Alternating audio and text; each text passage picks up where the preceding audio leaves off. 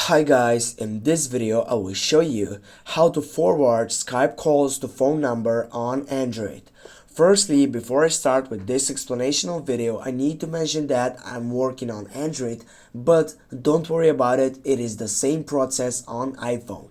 Firstly, you need to go into your profile section on your account, and then you need to go right down for settings. When you get up into this settings setup, you need to choose between all these different options. You need to go for the option which is on the 5th place, which is calling. Go for it.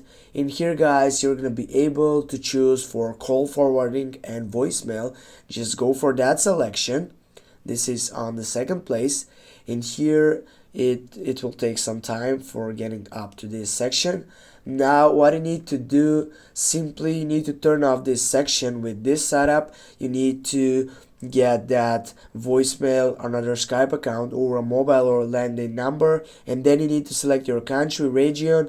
You need to add your phone number, and when you get up and fulfill all these informations, simply you need to go for confirm, and it will take you to the main point.